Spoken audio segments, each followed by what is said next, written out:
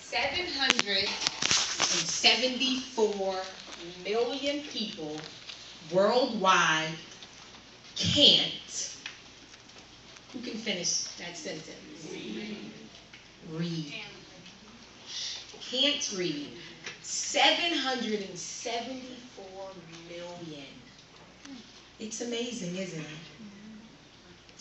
In 2009, a study was released about New Jersey that said if you walk past six people,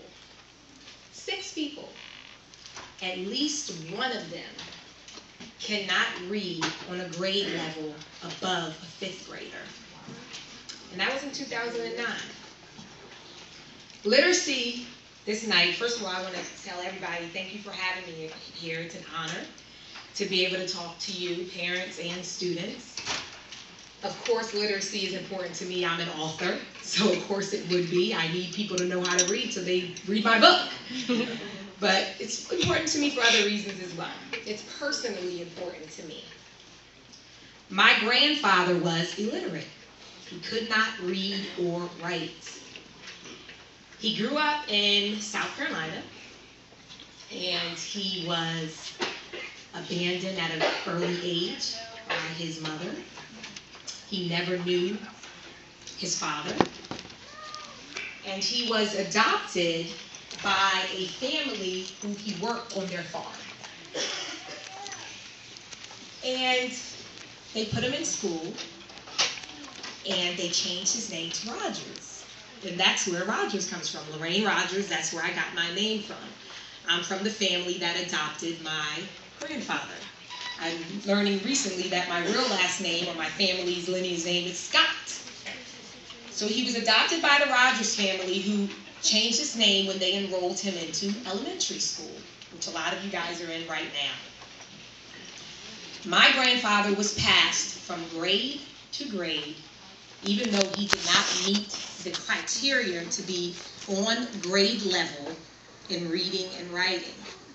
And this is how he entered into his adulthood, and he was still illiterate.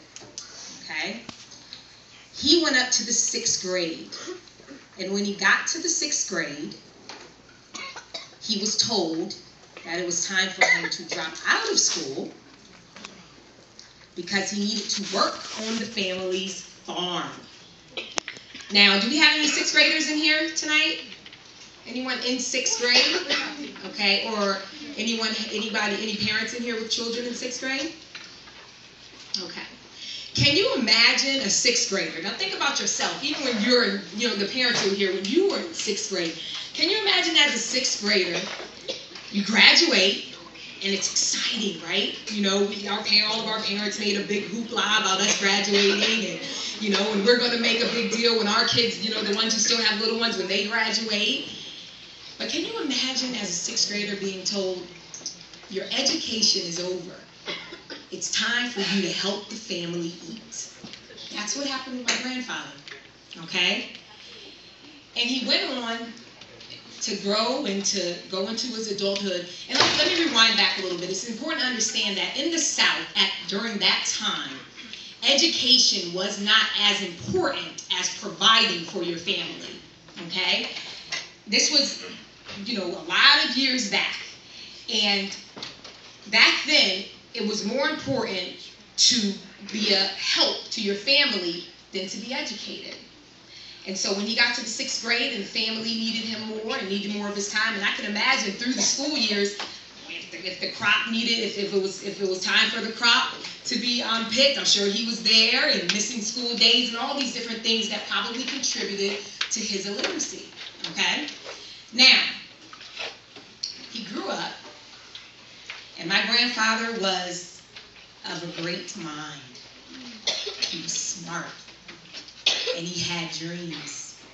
And he left South Carolina. That's where he was, in South Carolina. And guess where he landed? New Jersey. Isn't that something? Right here where you guys are right now, that's where he ended up, in New Jersey. And although he was in his adulthood, he didn't say, I went this many years not knowing how to read or write. Might as well continue on. The fact that even though he was smart, because he didn't know how to read or write, his options were limited. He had a dream of opening a restaurant. How can you open a restaurant? You can't keep the books. You can't count money properly. You know, you can't write. You can't write things to your staff. There's so many different things that you need to do that's involved in opening businesses that he couldn't do. Okay, so he decided to take up to put himself into a program that New Jersey was offering for adults who could not read or write. So he took night classes because he was working during the day, and every night, Monday through Friday, he would go along with other adults to learn how to read.